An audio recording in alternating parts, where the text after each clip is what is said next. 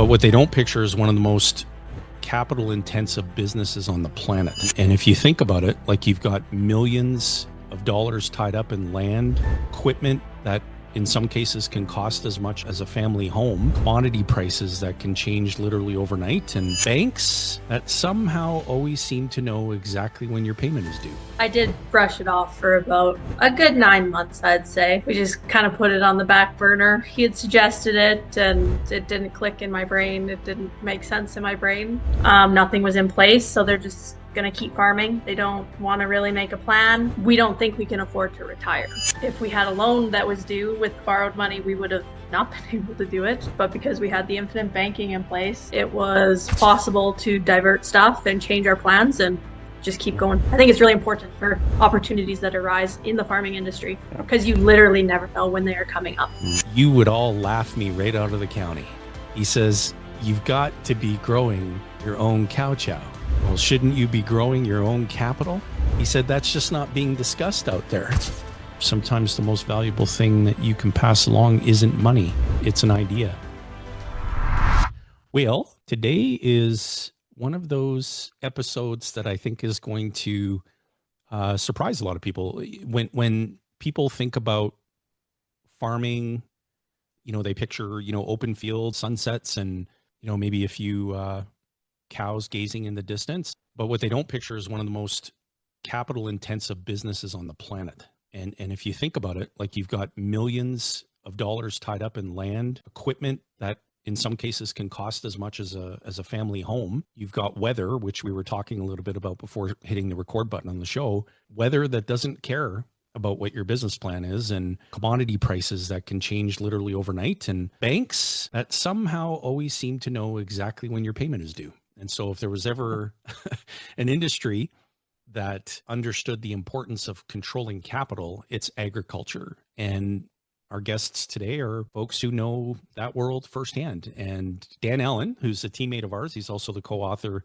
of Growing Your Own Capital, an amazing infinite banking practitioner. He grew up on a mixed farm, spent years working in agriculture, studied it, lived it. And today he helps families to implement the infinite banking concept. And he's just an incredible teammate. But here's where today's episode gets even more special. He's brought along two of his clients, Ryan and Brittany, and they're building a farming operation near Strathmore and raising two young daughters. And it's what they're intentionally building for 50 years from now that is, it's going to be really exciting to talk about. And when you have a goal of leaving behind financially capable children, that is a goal worth discussing. And so today's going to be a great conversation. I think you're going to hear some really good ideas, and whether you own 1,000 acres or you own a 1-bedroom condo. And so let's jump into it. Dan, take us back. What was it like growing up on a farm, and how did those years shape the way that you think about money today? Yeah, so appreciate you asking that question, Jason. Yeah, growing up on the farm was it was a blessing because I got to be there with all my siblings, and we always had something to do. We were never looking for something to do. We were told what to do, come to think of it. And so it was great. I learned, skills that are still used today. It's like I learned to drive well before it was illegal, and all those good things, and because you were put to work and you learned how to work, and yet you did it as a unit. Like I loved the hours I spent with my brothers and sisters, just doing different things on the farm. We worked, and we just kind of spurred each other on and learned lots of great things about how you could make a difference by just showing up and doing something consistently. So every morning, get out there to milk that cow in the morning. It was like something you got disciplined to do. And then when it came to the money side of it, of course, when you're really young, you don't think much of it. It's just like, you show up, you do what you're told and asked to do, and you enjoy the lifestyle. And then as you get a little older and you go, okay, you start, participating in some things. You got your own, calf, or you got your own herd of, or some type chickens, or, sometimes I had chickens, some different things I had. And then all of a sudden you start to see, because I was, blessed to be in 4-H in a day. And so you had to keep track of, how is that project going? How much does it cost you? And so that was a good eye opener. And you started to realize how much goes in to, turning a profit. And I still remember my 4-H days, and it's just like, my grandfather sold me those calves at a deal. And they're still tricky to make money on them. But yeah, it was all about all the input costs and the work that went on top of it. And you sometimes you just go, okay, well, I broke even. That was a good outcome. But you didn't never calculated the amount of time and effort you were putting into it. But it was a great way of life. Wouldn't have traded it for nothing. We love the 4-H program. We support that every year, and we had to buy a bigger freezer. It's like, oh boy, okay, yeah, the animal's ready, and you get there, and it's like you're going to need a bigger vehicle and a bigger freezer. But yeah, we love the 4-H program. Ryan, I'm curious, how did you first come across the infinite banking concept? Like, what grabbed your attention? It came from one of the podcasts that I was listening to. I don't remember which one it was. It was a beef podcast somewhere, and Mary Jo Erman was on it. And then we started researching Canada, and that's when we found Dan, and when we get started here. That's great. And Brittany, when Ryan first brought this home, what was your initial reaction? Well, I didn't really understand the concept good enough. And I did brush it off for about a good 9 months, I'd say. We just kind of put it on the back burner. He had suggested it, and it didn't click in my brain. It didn't make sense in my brain. But he had mentioned it again, and I thought, well, you know what? My honey doesn't tell me things like multiple times without it being important. So I should probably figure out what the heck he's talking about. And yeah, it was actually Dan's video that I found for infinite banking and farming in Canada.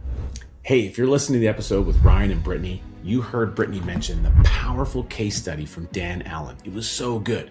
Want to make sure you have instant access? All you have to do is get a free copy of this book, Growing Your Own Capital. Go to growyourowncapital.com right now, claim the book, and head straight to the bonus section. The case study that you've been waiting for is right there for you, completely free. You don't want to miss it. Get a copy of that book in your hands today. And I reached out to Dan, and we got a meeting with him, and it all made a lot more sense. And thank God Ryan was persistent, because I kind of put it on the back burner for our family. Persistency is a really important trait in most farmers. That's what I've found. And I also think it's interesting, 9 months. It's not the first time we've heard that. Sometimes people do need to gestate effectively an infinite banking baby in order to get going with the process. It does take a while depending on where you're at. And if you're running depending on what season, it came across your desk, you were probably in the tractor out in the field in the middle of the thick of it, working until 1 a.m. when you heard about it. And so at some point you need to get enough time to be able to stick yourself in front of a phone or a computer to watch a few videos and get acclimatized to the situation. So good on you guys for taking the time, number one, to take action. Number two, to do that research and get clear that this is something that you could actually implement here in Canada and make it work for your farm. So incredible to be part of that journey and for being receptive. It's a good tag team to make sure that you're not only making the farm more, you're making the things that are going to help the family long-term create big value and create a bigger future. Yeah, absolutely. Nelson referred to it as the process of ruminating. He would say, take some time. Let it ruminate. And it brings back a lot of great memories. One of the things that all of us may be aware of is when Rich and I had commissioned a documentary film on Nelson, and we were in Birmingham, and Nelson was describing his oldest daughter who had attended university, and he was sharing this story about how she was learning how to grow crops with like absolute precision. And he shared this story where he said, if I'm a farmer and I'm raising cattle and I went into town and purchased cow chow, you would all laugh me right out of the county.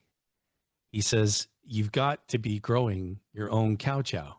Well, shouldn't you be growing your own capital? He said, that's just not being discussed out there. And that gave rise to the idea for the book. When Dan did a talk at one of our family banking events and he came off the stage, I was waiting for him backstage, and I said, Dan, that's the book. And the impact and effect that it's having on farming families in Canada is exceptional. And so when I had read some notes prior to the show, and thank you, Dan, for sharing that. wanting to raise your daughters to have choices, but not obligations. Can you expand on that? Just share with our listeners what that means to you. No, it's just we don't. With the farm and the future transition planning, things that'll change. Things that are out of our control. They shouldn't be expected to have to just work hard. To make everything work. If they have some options and there's a little bit more capital in their control, would make farming much more enjoyable for them and not have to just, like I say, work hard every day, because I think those days where working harder than the next is kind of over a little bit. You can't just work hard. You have to have, things in place. And also that, we have 2 girls. We don't know if either one of them want to farm or one of them want to farm. And then to keep the farm a farm and intact, there has to be more options available to us as a family to give our girls, if one should not want to farm and one does, and that's where this tied in greatly with our expectations and what we want to see going forward and how we want to set things up. Absolutely love that. That's a sharp example of thinking long range. Yeah. Thinking long range. I'm sure being around the, you don't sit around a water cooler when you're farming too much, but every once in a while you stop in the field and you pass somebody on the road and you do a wave as 2 tractors go by, and you do find a coffee shop where 2 farmers get together. I'm curious. I'm sure you guys have heard a lot of stories about people who've had family transitions where sometimes a farm goes smoothly to the next generation. And I'm sure you've had some stories where you've heard that they don't always work out that way. So I would imagine some of that has influenced your decision about wanting to make sure you're set up in a different format. Is there some stories like that have come across your guys' desk where you're just like, we need to be looking at this a little bit differently? Pretty much everybody in our inner circles. Like both me and Ryan, our fathers are still calling the shots on their farms. They're past retirement age now. Nothing was in place, so they're just going to keep farming. They don't want to really make a plan. And that's frustrating on our part. We're thinking about the next generation now, right? Our girls past our parents, and it's frustrating, and we need to make sure that we are set up, that we are not tied to our operation, our farm in the future, because we don't think we can afford to retire.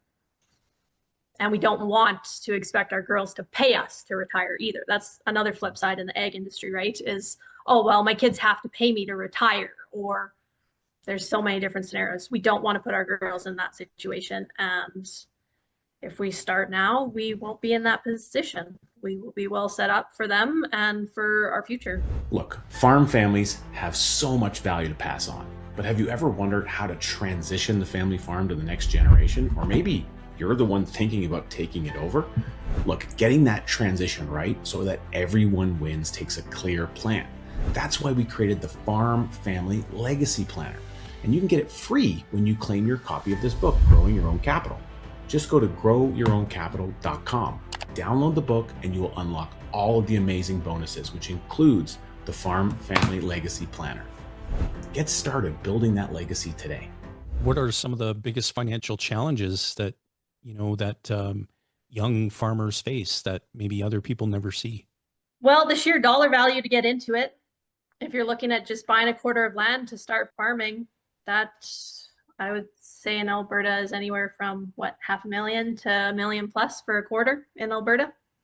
So that's a big price tag. And starting out, banks, they're very leery with young people and those big dollar values. And so it's hard. Yeah, more than once, we've been told from a bank that they'll match our capital on hand, so that growth is very slow, right? If they're not going to be willing to take a little bit of the risk to help somebody out, then, our access to capital is low when you are starting out, because everything is risk essentially in the farming, 100%. And I'm curious, why Dan? Did you feel that he understood, maybe farming because he actually lived it? Yes, most definitely. Yeah, that connected well with that. That's his background, and he, he knows what we're talking about. Speaks He the just language. looks like a very trustworthy fella. That is very true. Yeah, he's just a great teammate, and I'm honestly just I have so many great questions. How has the adoption of this process changed the way that you both make decisions together financially? Well, I'm in charge of most of it. He doesn't really know the online stuff, so it's been a good learning curve for me. It's been an easy learning curve for me, which is also very beneficial because when he needs to learn, I am very capable of telling him where he needs to go to get there and get our business done. But yeah, I guess just talking about the infinite banking, we became much more comfortable talking about capital and the ways we need to operate our business. Our business has evolved so far in a year where we literally just like hit everything. You don't talk about finances. That's scary topics. To now where it's just head on, we're facing things head on, and the financial discussions we have is not a scary thing. There is plans, there is options, there is so many things available, and I don't know, both it kind of excites us now to talk finances and we have a little bit more appetite for risk with the access to this type of capital over the bank, being that payment's going to come due in 12 months or whatever it is, where there's some leniency as basically a backup plan to that. Okay, we needed to borrow that money, and then our CAF check that was supposed to be X number of dollars is now half, and there's not somebody saying, hey, okay, let's make that payment due today. You knew it was coming. Whereas this, we can, things happen, and we can, maybe it goes 2 years till we can get that money paid back. And that pressure is off of us. So that's helping our growth faster. It's terrific.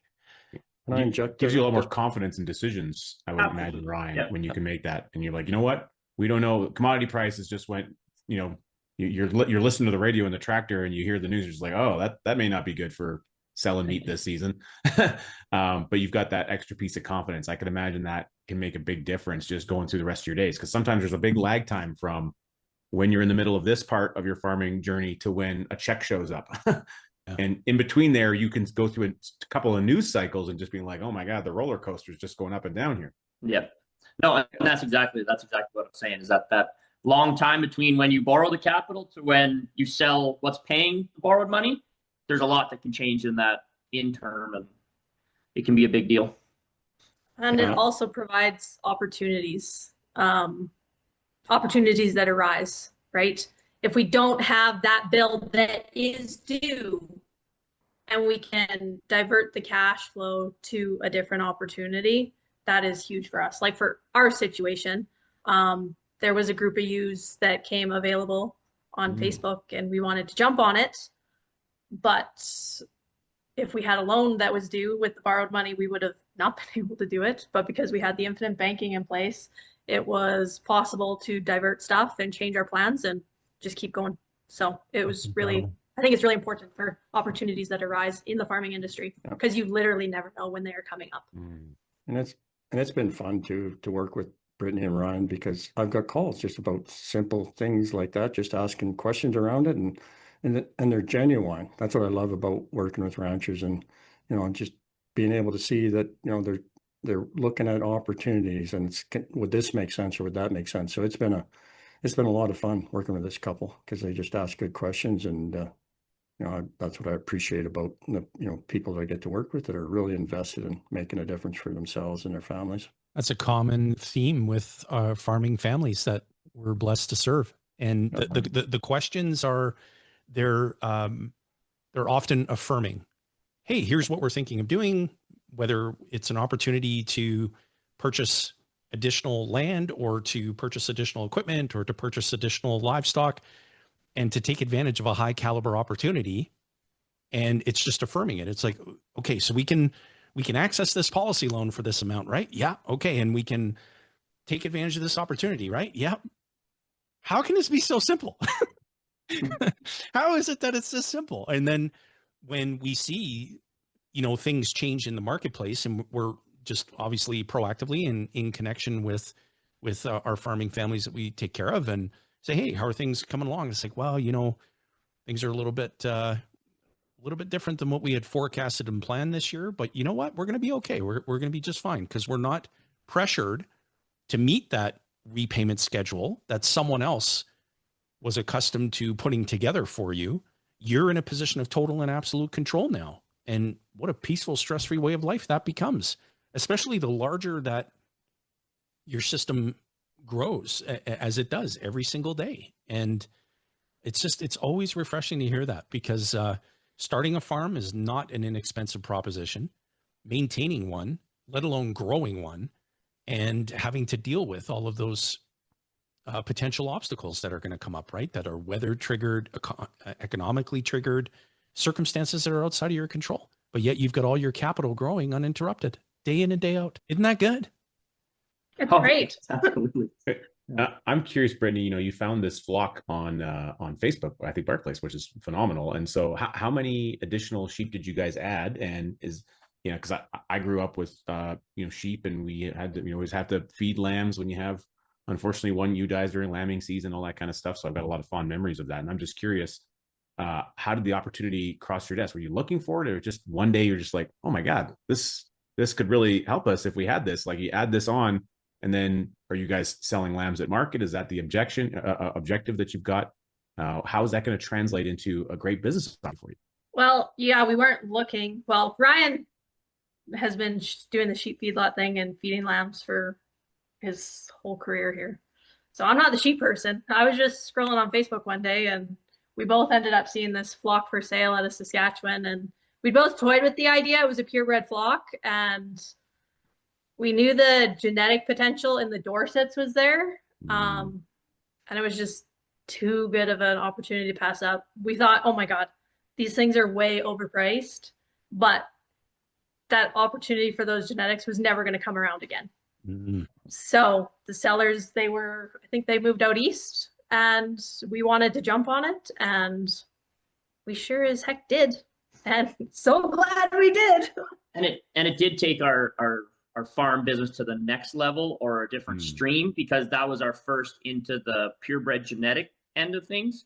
And so when you talk about our marketing opportunities and stuff, it expanded that so that maybe we can do something on the genetic side down the road. You're able to now niche certain elements of your farm that you couldn't do before, and the potential of the value proposition, enterprise value for the farm goes up as well because of that, which is, very logical. I mean, that's a very strategic decision that you don't see across Facebook every day, and you're not always able to capitalize. And, Nelson would talk a lot about the seen versus the unseen. You look out the window and you can see probably some fields, some fences, and some sheep. Well, that's what your farm operation is. And when you look at an insurance policy contract, what you can't see is what opportunity to go and get a flock of sheep that's genetically exactly what you're looking for. That doesn't show up, on the contract illustration, unfortunately. So it's what happens outside of the policy contract that's where the real rubber hits the road.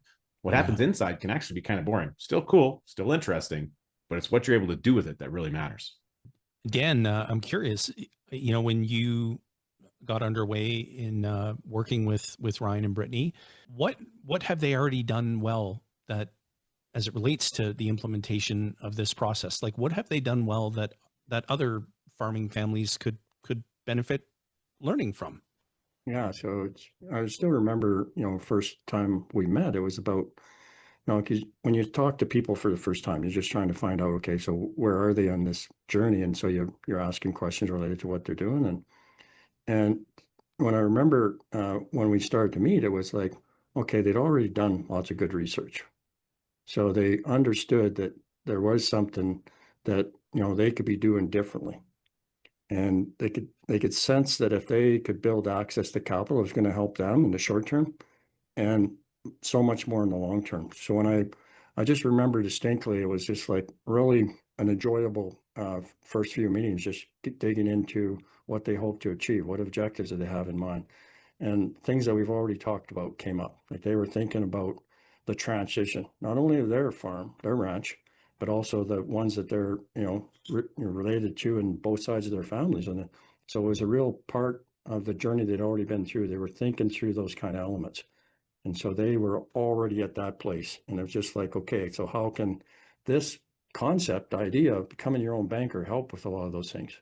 So it was really enjoyable, and mindset is everything, and people that are open-minded and really have started to do some real soul searching and thinking about, how do we make this work in the long run?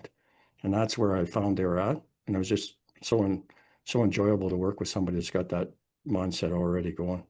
That's great. And Ryan, Brittany, I'm curious. We always ask a similar question, dependent upon the profession of, clients that we're interviewing.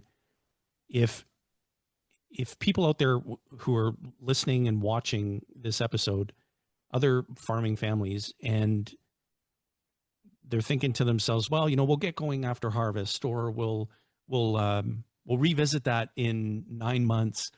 What would your response be? Just do it. Just take time, figure it out, do it. Yeah, because I'm sure you guys probably hear it all the time, from your clients that we should have started it sooner. Yep. We wish we could have. You look at what even that 9-month delay, which was good. It was good that we researched and, dug into it and knew a little bit more what we were going to get into and what we were talking about. But just that alone, that 9 months, what difference that would have made in the planning of the policy and everything else, and the outcome down the road in many years to come. Don't wait.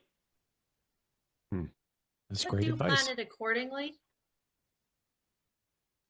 I think our situation, we did have to wait a little bit because our policy payment is due at a certain time of year, and we wanted to make sure that we could always cash flow our policy premiums. That it was a calf check coming in, I think we had options. Yeah, so we were set to sell a calf at a certain time of the year.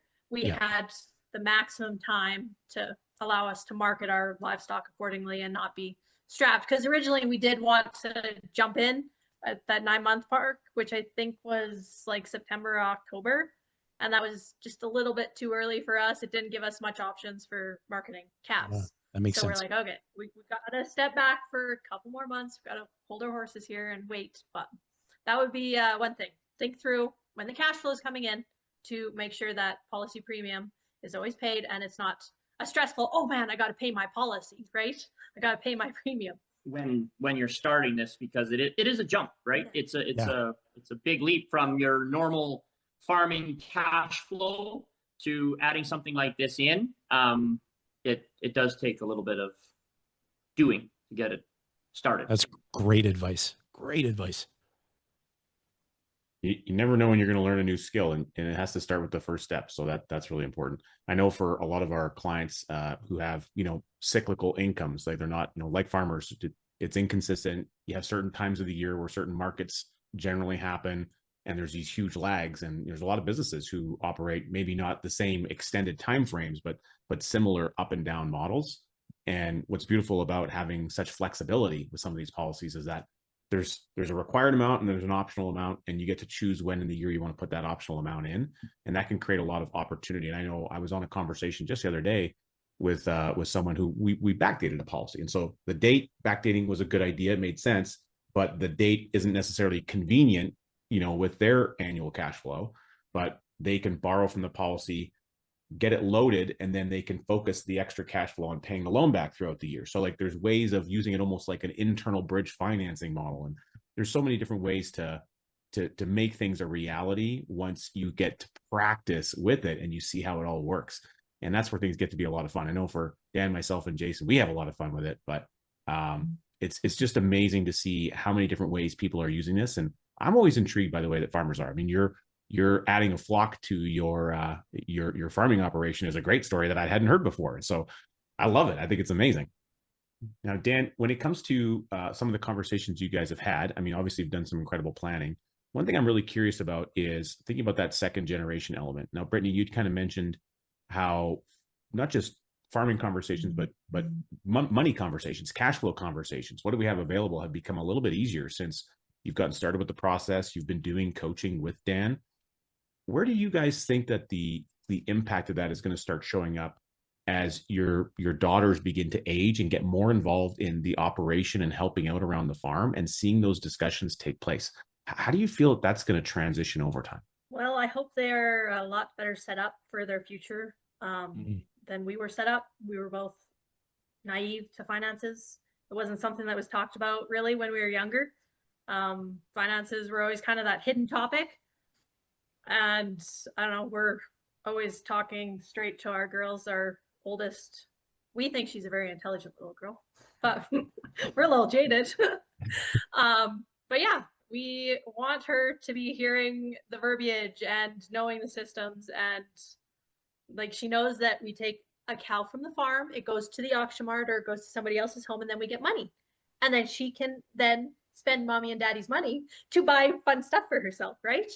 So I hope just for the future of both the girls, they understand how the cash flow works and how the infinite banking works, that it can really benefit them in the long term and in the short term. It's not just a long-term game that the infinite banking offers for us. It's short term as well.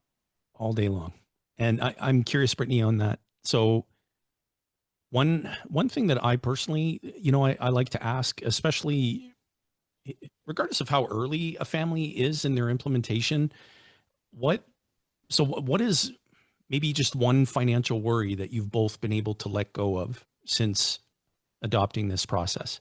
Essentially, that the bill isn't due at a certain date and time, that policy loan can be paid back at any point.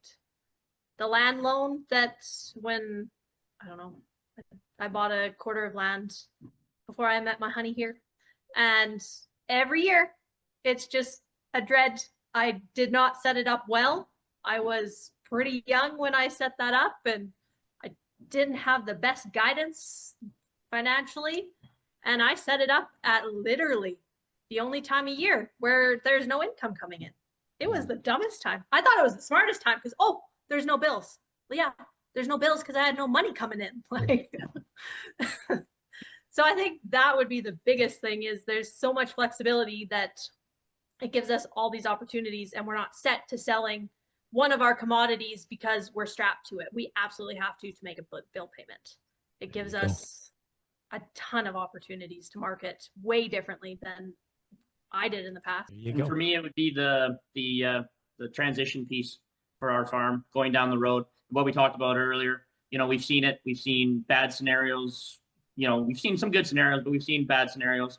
And, if we raise the girls on a farm for the, the lifestyle of it, and then one of them decides to go elsewhere, and the one that decides to stay, we're going to say, well, now your lifestyle is going to be cut in half, or we have to sell it all to give, equal isn't fair, fair isn't equal type scenario, so that there's that exit strategy on our transition, or that if both girls decide to stay, that we're not demanding things from the farm at 70 years old, so that they can grow the farm better, faster, and not have to worry about mom and dad and us dragging them down with all our healthcare needs and everything else, that we do have other options, That's, again, another sharp example. Thinking long range. Love it. Exactly. One thing I'm always curious about, and we have a lot of different resources available. We have our client membership site, a ton of webinars and things of that nature. Sometimes it's tricky to get acclimatized or jump on some of those events when you're in a tractor or herding sheep somewhere on the farm. But I would imagine that you guys have had access to utilizing some of those things.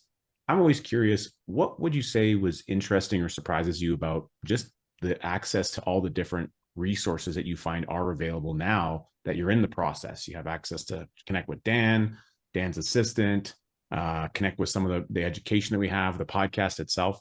What would you say has been really beneficial for you guys in the journey and having access to some of those tools? Beneficial is that it's there. It exists. We can do it. We can get it, because before meeting with Dan, we didn't know any of it was there. We didn't know that help was there to help us do what we wanted to do and get where we wanted to get, and give us the knowledge to make the proper decisions in getting there. So I would say it's all of it, that it's just there for us to get to, and the knowledge for us to continue learning. You know, the podcast I listen to, that you guys talk to other people and how they're using it, you know, gives you ideas on how we could implement different strategies. Yeah, that would be my That's answer fantastic. to Yeah, it makes all of the time and the energy to create it worthwhile. And so we genuinely appreciate the feedback. And for everybody who's listening and watching, where you engage in the comments and you provide us with those insights that come up for you, those are all content ideas for Richard and I. Like, we go through those things and we go, oh, we've got to do an episode about that. Or, you know, this triggers, maybe here's somebody that we would love to interview and maybe expand on something that a listener commented on. And I'm curious. So Ryan, Brittany, so what family value do you hope survives for generations? Oh, asking a tough one. For me, my would be that the succession of a farm isn't a dividing thing in a family. Because I know from my side, it's a sore spot for me. I've been on the farm since I left college. I got 2 other siblings. One is farming with her husband, doing great, and one is a mechanic, doing very well for himself. But my parents want to do everything fair, and that kind of, I've been there the whole time. Like, fair isn't real feasible. So I'd really hope that us implementing this does not put future generations in the same spot I've been in, because it has. Personally, it's divided the family a little bit. Nobody will talk about it, but it has. It's been a thorn in my side, and there's ways to do everything in life. You just need to find them. This is a perfect example, the infinite banking for farm families to retire, to settle multiple siblings if they want to create fairness, however they want to structure succession, without it being a big dividing thing in the future for their family. I don't want our girls to go through that. One wants to farm and the other one doesn't. Perfect. If neither want to farm, perfect. Whatever they want to do. But there's not going to be a family divide over the business that me and Ryan have started. We're not going to put them in that situation where they feel their time was undervalued or not appreciated or whatever the circumstance might be. Infinite banking for farm families. Sounds like a book title, Dan. Credit to Brittany, trademark, copyright. Brittany Inc. Yeah, well, there's some of the stuff that we put in our book that, you know, she inspired. So I even sent her a message saying, hey, can I use what you shared? And so well, we may have a future co-author on our hands. My copy of Dan's book is so far back here that you can't even see it, and I'm pointing at, but oh, that's so good. And if your daughters, if they only remembered one lesson from you, what would you want it to be? Mindset. You know, open mind, and like what Brittany just said, you know, anything's possible. You know, if, you know, we had just had a closed mind and, you know, done as always been done, we'd still be, you know, just going to the bank, begging for money and hoping that they see it our way and want to give us a little bit so that we can work harder and continue on, you know? So yeah, that would be one thing that I really want the girls to see, is an open mindset, at all levels, you know, and that'll get them a long way, I think. Sure will. We have tried convincing our older generations to do the infinite banking, and even the younger ones. Ryan's sister, Siblings, yeah. Jumped on ship. She had been toying with it, so we were like, yay. But my side, no, there's just, those insurance policies, they're a big old gamble. And it's like, no. Yeah. Some are, yes. And all the older generations, they don't have a great life insurance policy, right? You know, they've only been paying into it for 100 years, and, you know, to turn 75 for premiums to go up big time, and that's their big plan, you know? So it's the open-mindedness of that. It tends to catapult into the no longer affordable category exactly when the coverage is needed the most. Isn't that interesting? Yeah. Because that whole notion of, well, things will be so successful, everything will be fine financially, you simply won't need the insurance coverage. I personally, whether it's a farming family or otherwise, even if the family was the least bit effective at producing something successful long range is when the coverage was needed the most. And so it was just, it just boggled the mind that type of thinking started to come predominant out there. And I would say, Brittany, so credit to you and to the both of you for talking about this with people that you believe would benefit from the gift of what it can provide. But the message is more caught than it is taught. That's the one thing that our late mentor, God rest his soul, we think about him, we miss him every single day, the late Nelson Nash, he pioneered, developed the infinite banking concept.